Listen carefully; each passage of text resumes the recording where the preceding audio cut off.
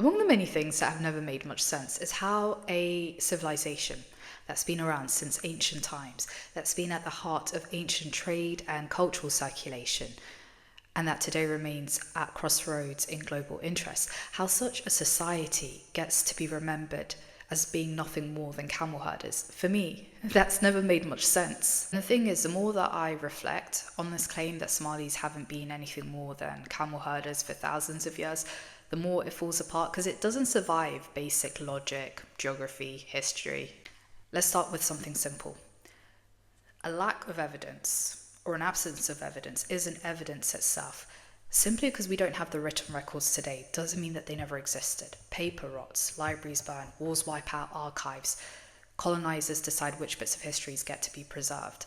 We know and we've seen today entire civilizations being reconstructed from trade goods, foreign accounts, ruins, but somehow when it comes to Somalis, there's this pretense that all of that doesn't apply. Somalia also isn't just the shape that you see on the modern map today. It was far larger, included rivers, ports, major trade routes, and this is important because we know with rivers comes settled communities.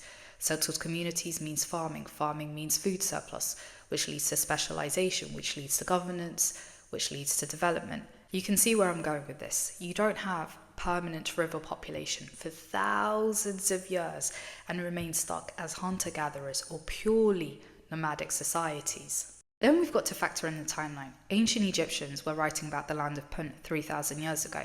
Punt is a region on the Somali coast. Punt was described as being valuable, as being wealthy and organized enough to justify state-backed trade exhibitions, something the ancient Egyptians wouldn't be doing if it had been an undeveloped society. Punt existed because it had the systems, it had the resources, and it had people who were capable of that sustained exchange. Now let's look at the cities. Places like Mogadishu and Seylat were international trade hubs.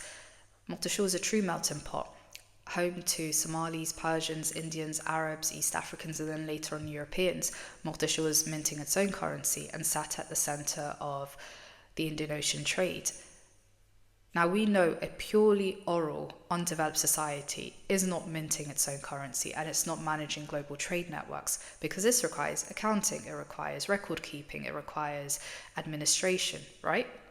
We also know that Somalis had different states and sultanates across different time periods who taxed the population, built irrigation systems, negotiated diplomacy, and defended their territories. So, to say that all Somalis were pastoralists, because I'm not denying that pastoralists existed, they did, but to say all were pastoralists across vast territories, across thousands of years, seems a little bit unrealistic. Then for me, the argument becomes even weaker when I reflect on who our neighbours were. Abyssinia, they had their written script, they had their written records, and so it doesn't pass a basic logic check to think that for thousands of years there wasn't a single Somali historian, scholar, scientist, philosopher, administrator, no record-keeping person who ever thought, let me write something down. For me, I'm just saying it doesn't compute. And because I know this is going to be a point of contention, again, for me, what makes more sense is that there's been historical and linguistic absorption. We know Arabic was the lingua franca somewhere between the 7th and the 15th century, much like English is today the lingua franca. And so to me, what makes a lot more sense is that Somali scholars, thinkers, anyone who had been writing at the time, if they wrote in Arabic, that would have been absorbed into the Arabic language history.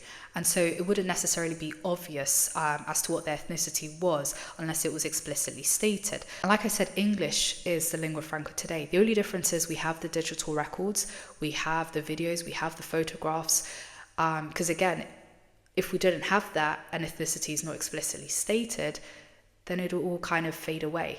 Can you see where I'm going with this? Someone who comes to mind is Ahmed Gurey. Yes, he exists in oral Somali tradition, but when it comes to texts, I could be wrong, but the only one that comes to mind is Futuh al-Habash in Arabic. Without the oral transmission, but also without the written text, we might not have known that he had existed, let alone he was Somali. And so for me, it makes me wonder how many others have been lost to having been written in other languages where their ethnicities have not been made known. And so they have been absorbed into those histories. Realizing I've been saying for me, because I know it's a point of contention. But for me, all Somalis were pastoralist or largely nomadic people, that kind of fits more the colonial logic, because then it can justify that colonialists had come to create civilization.